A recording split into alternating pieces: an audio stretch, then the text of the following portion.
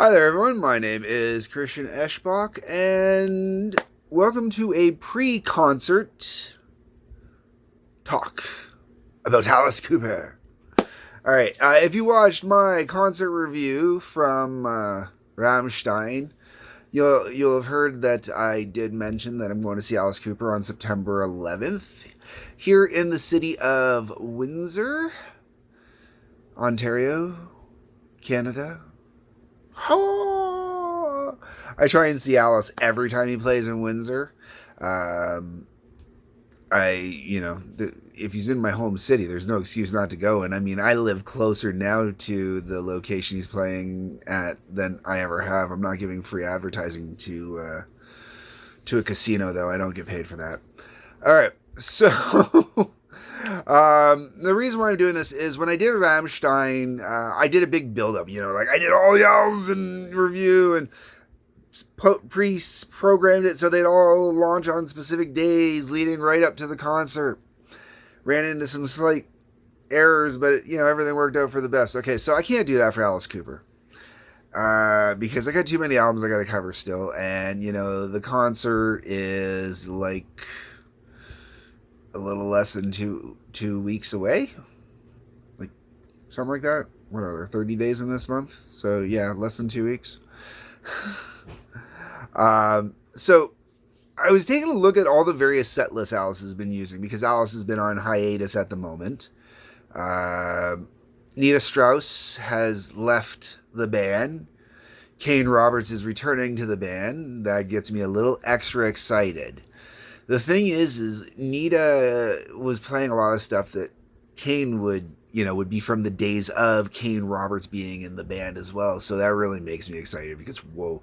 And then I started looking at some of the set lists.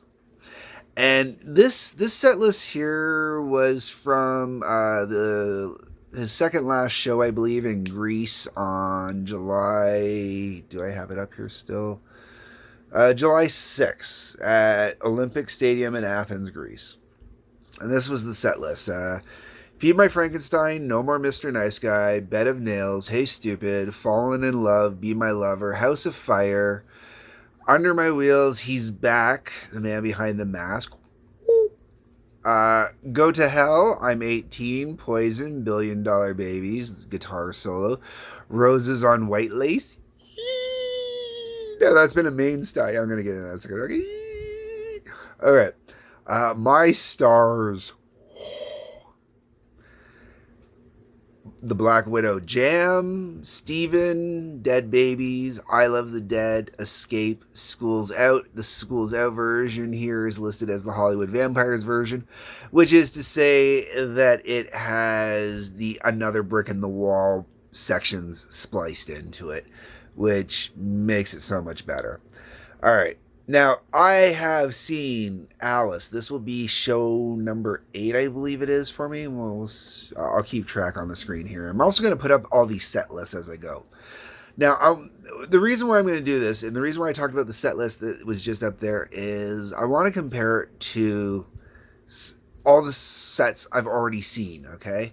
Now, there are other set songs I've seen in other sets when I was going through that Alice has got included in there.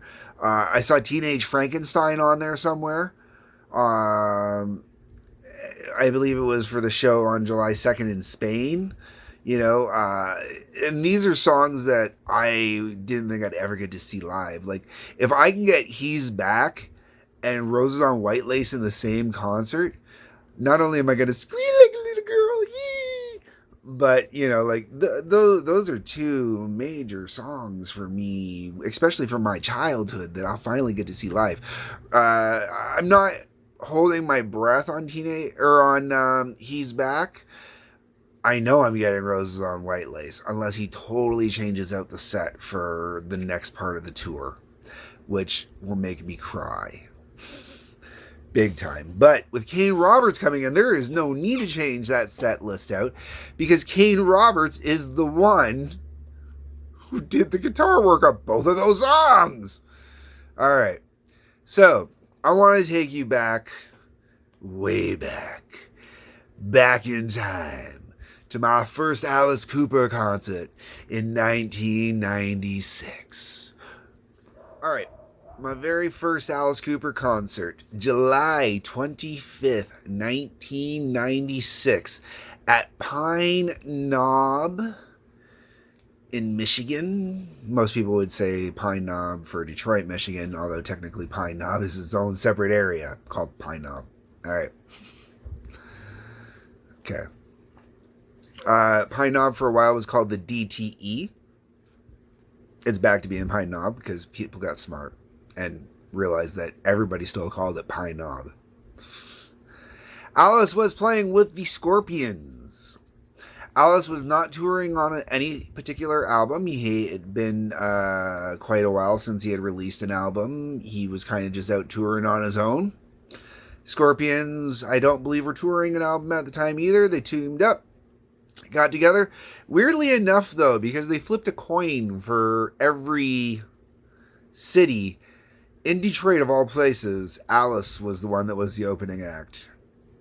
So my first Alice Cooper show was technically during the day, and Alice was the opener for the Scorpions. Am I going to complain? No. Why? Because the Scorpions were fucking awesome that night.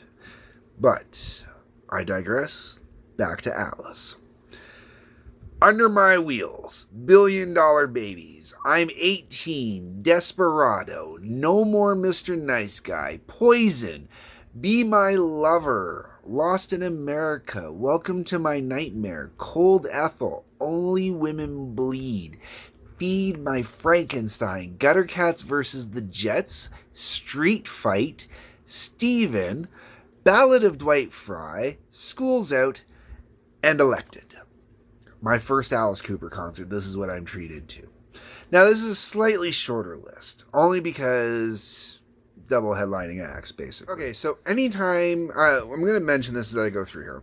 Anytime I mention Steven, they never play the full version of Steven. Ever. It's always like a musical interlude-y done version of it. You know, you get the band singing Steven, stuff like that, but it's very rare that it is the full, complete version, and I do not recall that being the full, complete version that day, because it was a lead-in to Ballad of Dwight Fry. This particular show had the theatrics. It just wasn't insane on the theatrics. You know, that's how it goes.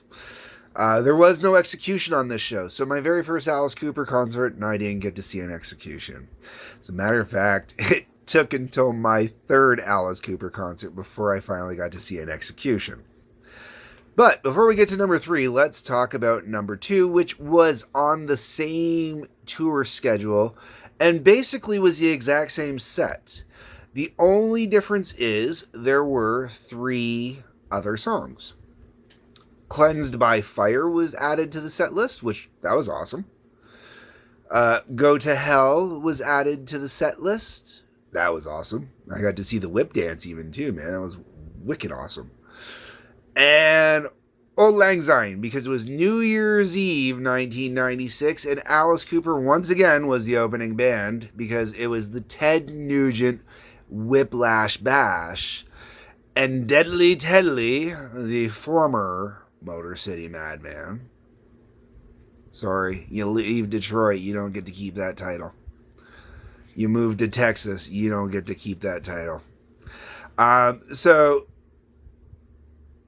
this is also why I, believe it or not, this began my constant complaint about Ted Nugent Live.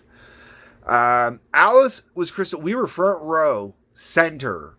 It was general admission, but me and my buddy, we got there so early. We were in line so early. We got right up to the front. We were front row, freaking center for Alice Cooper. That was just that, man. We dealt with the push and we dealt with this, that, and the other thing. Ted comes on and the sound was shit. Absolute shit.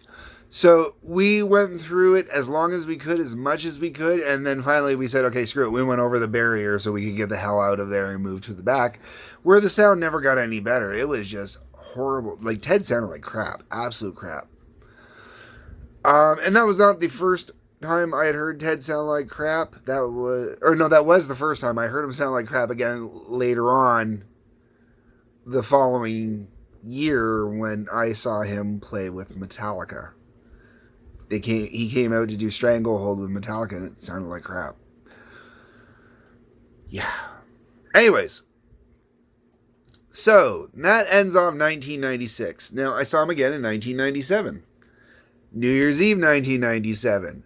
This was also the first year I got to meet Alice Cooper, and if you're one of my regular viewers, you know that I did a review of the Lace and Whiskey album because I wanted to show off that it was autographed by Alice. That was the show that I got it autographed at.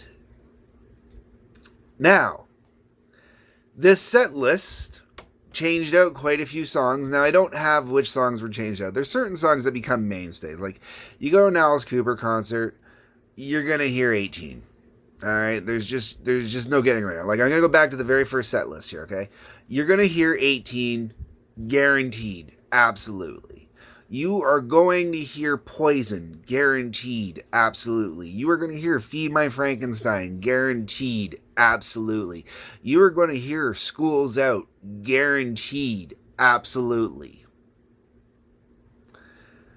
If it's an election year, you're going to get elected. Depending on the drummer, you may or may not get Billion Dollar Babies. Under My Wheels tends to be pretty regularly played, but not always. Only Women Bleed even. I've been to concerts where Only Women Bleed is not played. I am thankful every frickin' time, too. No More Mr. Nice Guy, you can usually count on being played, but I may have been to one or two shows that it did not. No, actually, I think No More Mr. Nice Guy is one of the few songs I think you can count on as well. Because, you know, he can do a little bit of fun with it without doing too much. But really, there's only about 5 songs that are 100% guaranteed. Like I said, you got School's Out that's 100% guaranteed. 18 is 100% guaranteed. Poison is 100% guaranteed. Feed My Frankenstein is 100% guaranteed. And I think No More Mr. Nice Guy is guaranteed as well, when I'm really thinking about it. That's 5 songs that you're guaranteed you're going to get. The rest can really alternate. So by the time we get to the next concert, okay, I'm seeing all these songs that I'm about to list off for the very first time. Show opened up with Hello Hooray. I'm not a big fan of the song, but it works as an opener, you know. Then Sideshow. That was cool. And it's kind of a bit of a bummer that Last Temptation kind of gets ignored now, because he's not even doing Lost in America anymore. And for a while, Lost in America seemed like it was pretty much a guarantee. Now I think it just hits really close to home, man. Lost in America hits me closer to home than it does anything else. Okay, so Sideshow, Public Animal number 9. That got added to the list, I believe, right after Glenn Buxton passed away. That's why it got added, because that's how he did his opener. He would say, "Hey, this one is, you know, in memory of, you know, Glenn."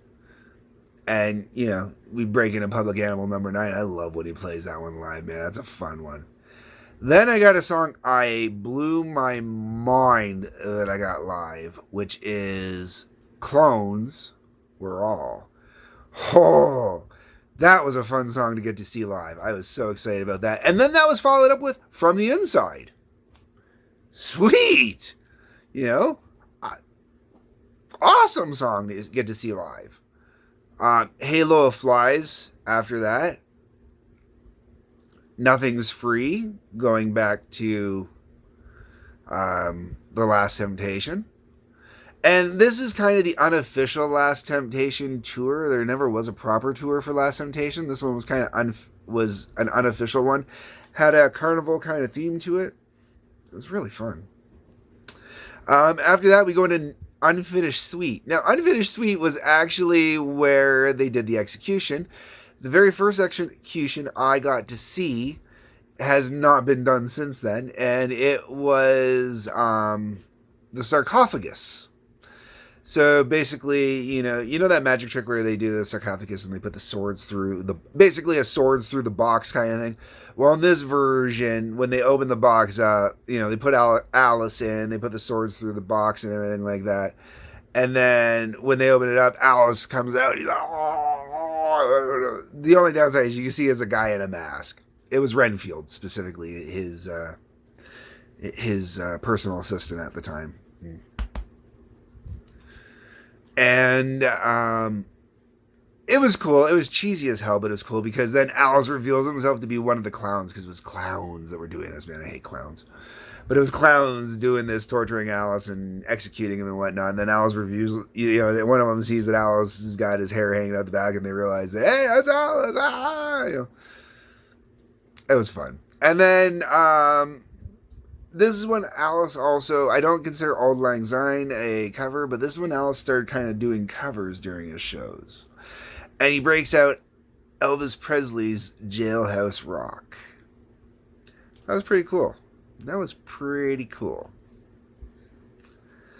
All right, then I went 7 years without seeing Alice, and the reason why is I could not cross the border. Nothing horrible. We were actually talking about this the other day. The very last time I actually crossed the border for any reason was to go see a taping of SmackDown at Joe Louis Arena. It was the episode where Stone Cold Steve Austin threw Kurt Angle's gold medals into the Detroit River. And I don't even remember what year that was. I know it was before I started the family life. But it was also either right before or right after 9/11, I think. I can't remember 100%. But I didn't have proper ID to cross the border. It took me years to go get a proper passport so I could cross the border again. Now I could go anytime, but he plays Windsor often enough that I don't really feel the need to have to go across to Detroit. And then when you got the exchange rate and ticket prices and stuff like that, sometimes it gets crazy. Like, to give you an idea, the New Year's Eve 1997 show that I just discussed, the track list for, that show cost me almost $100 a ticket in 1997. Between the exchange rate and the Ticketmaster cut and everything else like that, it was insane in 1997. Okay. Then the very first time I got to see Alice Cooper in Windsor, Ontario, which was the first time he had played here since like the very early 70s. July 21st, 2004, he played at what used to be called the Cleary International Center. Now I think it's the Chrysler Theater, not name dropping. It's just what the name of the building. Oh, no. St. Clair College for the Arts. That's what it is now. It's not even the Chrysler Theater anymore. Yeah, so it's changed. Now it's the St. Clair College Theater of the Arts. That's what it is now. And when I saw it there, anyways, moving forward, the set list, the extras in the set list were Man of the Year, Between High School and Old School, which this was the tour for the Eyes of Alice Cooper. So, there was a few Eyes of Alice Cooper songs on there. Got Muscle of Love live for the first time, man. Oh, I love this. That song has got one of the most underrated guitar riffs of all time. Oh,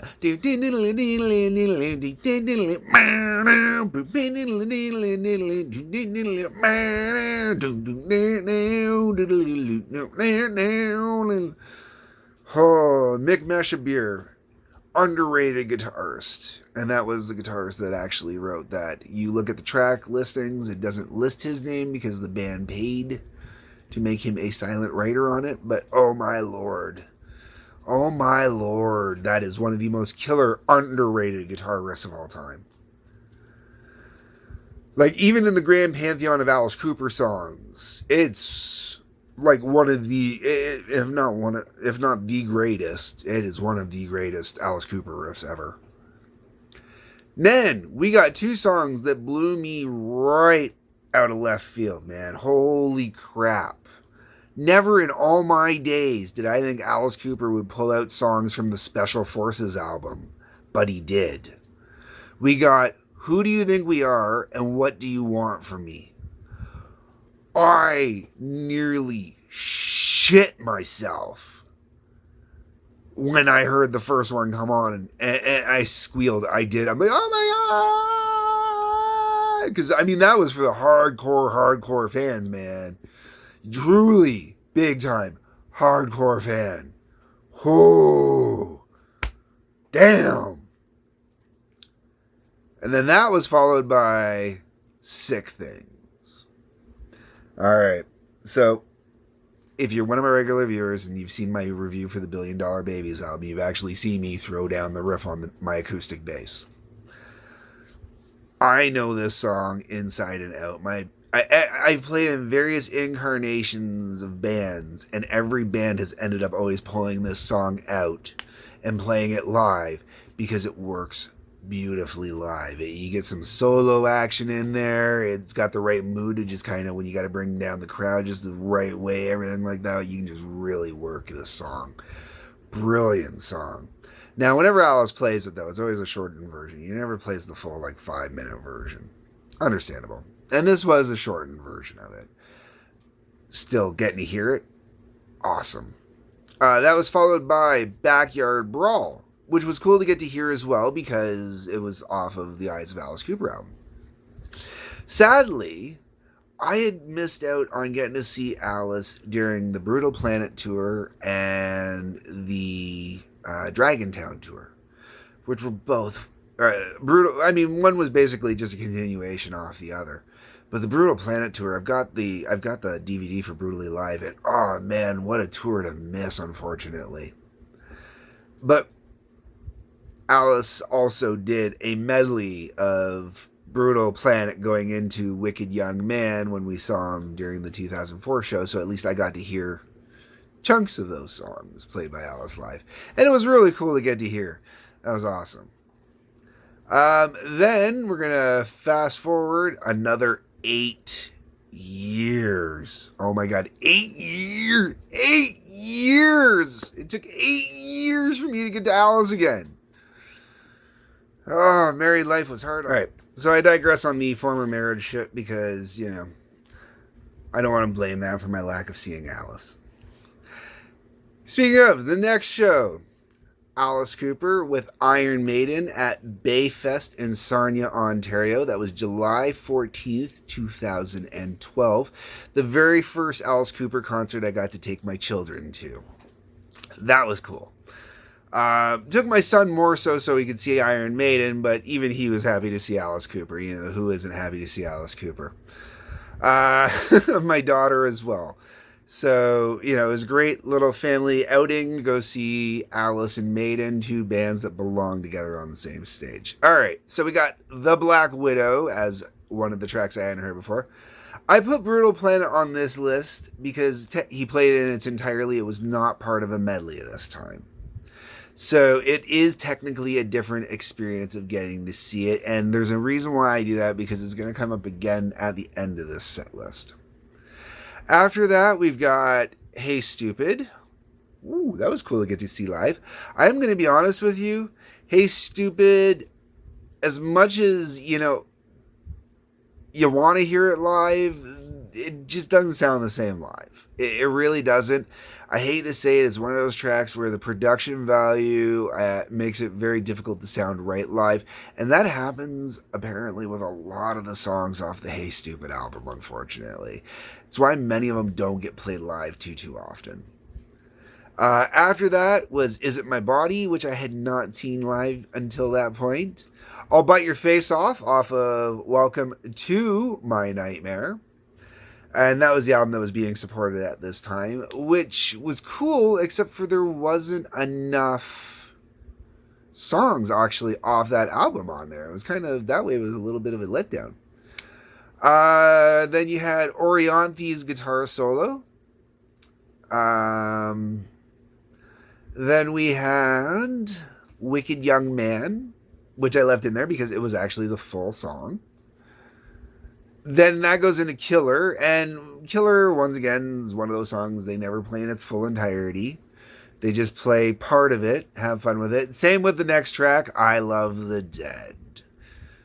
Finally, I got to see the Guillotine live. Oh, okay. Think about this for a second. 16 years from my first show, or just shy of 16 years from my first show, is how long it took for me to actually get to see the Guillotine live myself, okay? I mean, I've never gotten to see the hanging. I'm okay with not getting to see the hanging. You know, the sarcophagus was cool to see. But the guillotine, it took me 16 years to see the frickin' guillotine.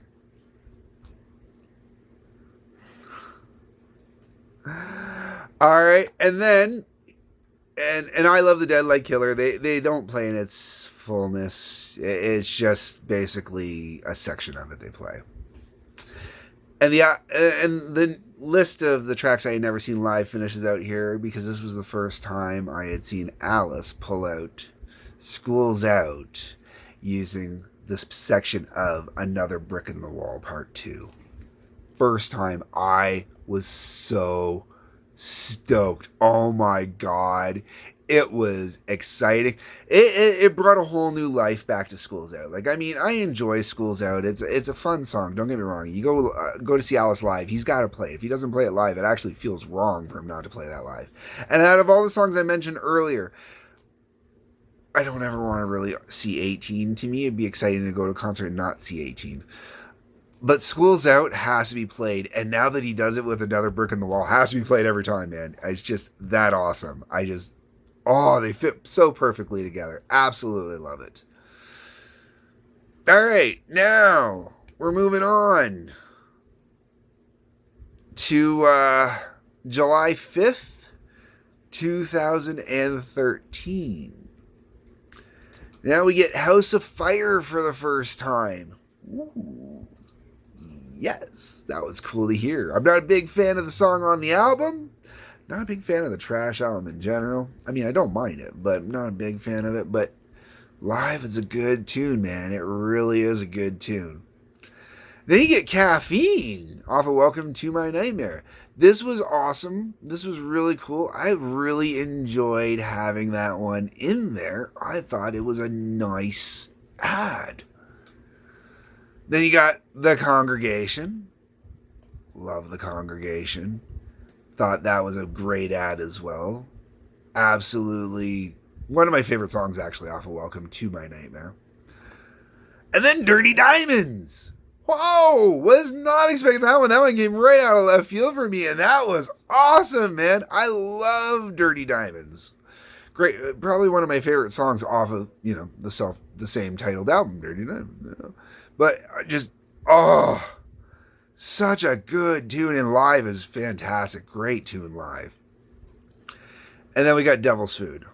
Now, what it doesn't mention here about Devil's Food is it's not the original album version of Devil's Food. It's the alternate lyric version of Devil's Food. And or an amalgamation of the two. And I, as the super fan I am, squealed.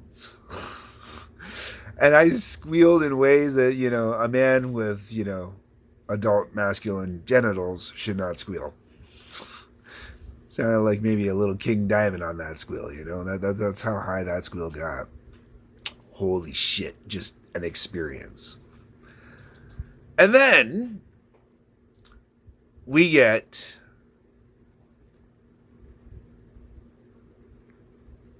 the very beginning tastes of the Hollywood Vampires. So Alice was touring with some people that played on the Hollywood Vampires album, but Johnny Depp was not with him yet. There was no Joe Perry there for this. This was lead up to the first Hollywood Vampires album. We got Break On Through, Doors cover. We got Revolution from the Beatles. Foxy Lady from Jimi Hendrix, which Alice had actually covered Foxy Lady before, so that was cool to actually hear that, because I've got a B-side cover of them doing that one. Really awesome. Glad to get to hear that live. and My Generation, which he actually, I believe, had pulled out once or twice before that as well. So that was kind of a re-add. All right, and that was 2013. Then we get up to 2016. Now, 2016, this is October 2nd, 2016. This was the show where I got to be the personal guest of Cheryl Cooper. I've mentioned this many times before. It was like, my Make-A-Wish Foundation moment, basically, man. Like, I could have died then and we would have been good. And I got songs on that show that went, oh, really? So, on the Alice front of it, Long Way to Go. We still got a long way to go. Whoa, ow, we all got a long way to go. Now that song's for me has multiple value, huge multiple value, and the huge multiple value is the band. When we used to go out to karaoke nights or wherever, there'd be four of us from the band. We'd be on the bus, and we'd get like maybe 10, 15 minutes away from the stop that we were at, and then be like, knowing that we still have to go all the way across town or whatever, all of a sudden you just hear one of us go, we still gotta, and everybody else would kick in. It was just great. And then The World Needs Guts. Never expected to get to hear that one live. Holy shit. Now, at this point, Nita Strauss is in the band. I think Nita was actually at the concert previous to that. I didn't leave a marker in there to let me know. But Nita being in the band allowed a lot of 80s and 90s stuff to come back because of the way her style of playing. That was her style. That was her era of listening to Alice, which is why so many, it's literally why I believe they had to bring Kane Roberts into the band this time around, just for that reason, to keep that sound, to keep that stage set, to keep all the songs on the list and not have to redo everything, So The World Needs Guts was just awesome when that came flying out. And that was followed by A Woman of Mass Distraction. That's another one off of Dirty Diamonds. Just like, yeah, really awesome. And then you got Guilty. I'm like, really? Guilty's on here? Whoa, we're playing Guilty. Like, it was just like, wow. And then we've got some more covers again. We've got Pinball Wizard. We got Suffragette City, because Bowie had just passed away at this point. And going with just passed away at that point, we also had Ace of Spades. Now, even though the Alice Cooper group performed Ace of Spades live, Alice really didn't sing on it. He did background vocals, and that was kind of the end of it. And it's understandable because it's Lemmy, right? So you need someone with a Lemmy kind of voice to do it. And Ace of Spades, well, I understand the love sort of for it. It's never been my favorite Motorhead song. But I technically got to hear the Alice Cooper group perform it live. So it's just like, okay, let's go with that. I'm cool with that. Yeah. So that brings us back around to the current set list. Now, with the current set list, that means I have never seen Fallen in Love live, but that's also off the latest album, the Detroit Stories album, so that's why I've never gotten to see it live. He's Back, The Man Behind the Mask. I've never gotten to see that live. Oh my god, I'm still hoping that's on the set list. I have never seen Roses on White Lace live, and that one breaks my heart. I've never seen that one live because that's actually the last song on my I've always wanted to see it live. I've always needed to see Alice perform this song because, like that was my... School's Out was the very first song that introduced me to Alice Cooper. Roses on White Lace was the song where my young adolescent mind fell in love with Alice Cooper. Like, I listened to the back half of the Raise Your Fist and Yell album over and over and over and over again. This amazing, beautiful saga that just climaxed with Roses on White Lace. And, oh my God, to see that live. Oh, if that got removed from the tour, I would cry. My Stars. Damn yeah. Oh my god, you get to see My Stars live? Oh, oh yeah, baby. Oh yeah. Black Widow, it's never the full version of Black Widow. But cool. Cool. Steven, I've already talked about. Never seen Escape live. Never seen Escape live. I cannot wait to see that live. Oh my god, that'll be awesome. And then, like I said, I've seen some other tracks on here too in a few other places.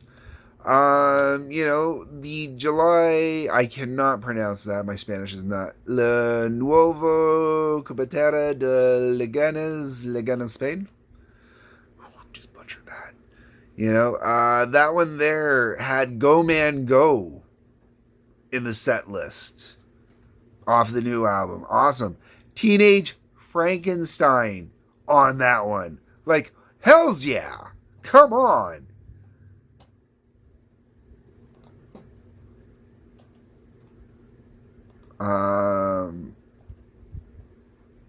Yeah, so, it